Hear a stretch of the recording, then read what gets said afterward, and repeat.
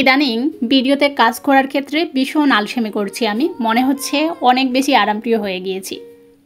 এখন ভিডিওতে আগের মতো রেগুলার ভয়েস দেই না, ভিডিও আপলোড দেই না, কিন্তু আমার দুইটা পেজেই আমি কন্টেন্ট মনিটাইজেশন পেয়ে গিয়েছি। আপনারা অনেকেই জানেন না, আমার কিন্তু দুইটা পেজ।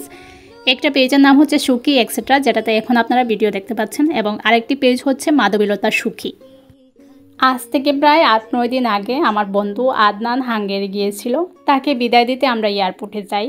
তো পুরো ভিডিওটা কিন্তু সেই দিনেরই, আর আমি এতদিন পরে ভিডিও আপলোড দিচ্ছি। এজন্য আপনাদেরকে বলছি, আপনারা কিন্তু সুন্দর সুন্দর মন্তব্য করলে এখন থেকে আমি ভিডিও আপলোড দিব রেগুলার। সেই সাথে কিন্তু আমার পেজটি ফলো দিতে বলবেন না। আমরা দুজন একা যাই নাই, আমার ছোটো ভাই উজ্জ্বলও আসছিল সিলেটে, তাকে সঙ্গে নিয়ে আমরা এয়ারপোর্টে যাই। উজ্জ্বলকে বলি আজকে কিন্তু আমাকে সুন্দর সুন্দর ভিডিও বানিয়ে দিবা, একটা মেমোরি, সুন্দর একটা মেমোরি আমি রাখবো আজকের দিনের বিশেষ করে। তো আদনানের ফ্লাইট ছিল রাত 8:30। আমরা একটু আগে পৌঁছে যাই, তাই এয়ারপোর্টের সামনে থেকে সিঙ্গারা আর চা খাচ্ছিলাম। এখানে সিঙ্গারা আর চা কিন্তু খুবই মজার, বিশেষ করে সিঙ্গারাটা। আমি যখনই এয়ারপোর্টের সামনে যাই এই সিঙ্গারাটা মিস করি না, খেয়ে আসি। তো এই ভিডিওটা আমি আপনাদের সাথে শেয়ার করে ফেললাম। এটা কিন্তু আমার ছোটো ভাইয়ের হাত, তো সে সুন্দর ভিডিও বানিয়েছিল, আমি এটা শেয়ার করলাম আপনাদের সাথে। তো খেতে খেতে এদিকে নাইমও চলে আসছে, এখন সুমি, হীরা এরাও চলে আসছে। এদেরকে নিয়ে আমরা হেঁটে হেঁটে এয়ারপোর্টের ভিতরে যাব। আমরা এখানে কোনো গাড়ি নেই নাই, হেঁটে হেঁটেই যাচ্ছিলাম, কারণ আমাদের উদ্দেশ্য ছিল আমরা একে অনেক সাথে গল্প করতে করতেই চা খেতে খেতে এই রাস্তাটা হাঁটবো।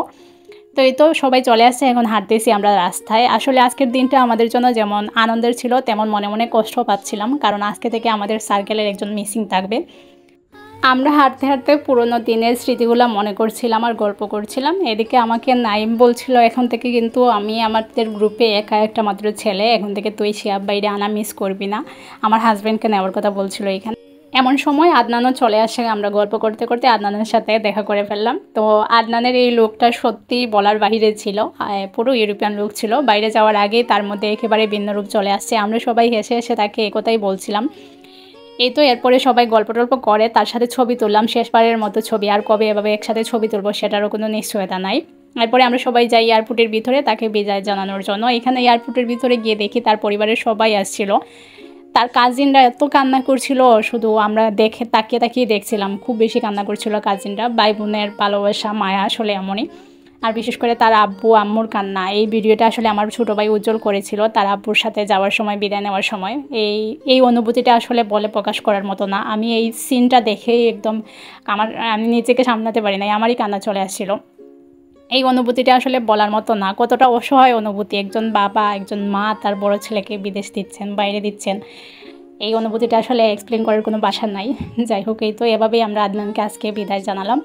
তো আমরা সবাই চাই আদনানের একটা ভালো ফিউচার হোক, সে ভালো থাকুক, শুভকামনা জানাই সবাই আদনানের জন্য।